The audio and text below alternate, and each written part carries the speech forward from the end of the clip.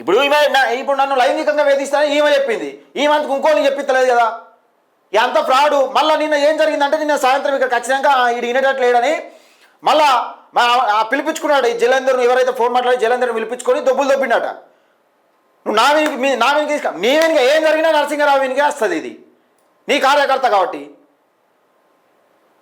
ఏం జరిగినా నీ వెనుకే వస్తుంది, నీ కార్యకర్త కాబట్టి. మళ్ళీ నువ్వు అపాయింట్మెంట్ లెటర్ ఇస్తా అని చెప్పిన మళ్ళీ ఎందుకు కూర్చున్న దాన్ని మళ్ళీ ఎందుకు మాట్లాడినావు? మరి అపాయింట్మెంట్ లెటర్ ఇస్తాను ఎలక్షన్ల తర్వాత కాదు, ఎలక్షన్ల తర్వాత ఏం చేస్తావో నాకు తెలుసు. ఎలక్షన్ల ముందు కాదు, ఇప్పుడు జరగాల్సిందే. ఆమెకు న్యాయం అన్న జరగాలి, లేకపోతే ఆమె తప్పు చేసిందన్నది తేలాలి. రెండే ముచ్చట తేలాలి. దొంగలకు ఎన్ని రోజులు దాక్కుంటారు? మరి ఎన్ని రోజులు మీకు దూరం ఉంచుతారు? మరి ఆయన దిక్కు న్యాయం ఉంటే చెప్పు అని చెప్పు. మరి నేను గుంజలేదు, నేను అడగలేదు అని చెప్పు అని చెప్పు. అసలు ఒక ఆడపిల్ల ఏ విషయం గురించి మాట్లాడదో ఆ విషయం గురించి కడాఖండిగా మాట్లాడి చెప్పి నడి ఊళ్ళే మూర్తవుల అక్కడ కూర్చొని ధర్నా చేస్తూ ఉంటే కొంచెమైనా సిగ్గనిపించాలి మనకు. మన ఇంట్లో కూడా ఆడపిల్లలు ఉన్నారు, మరి ఏంది భవిష్యత్తు అంగడి కాకుండా చూసుకోవాలి.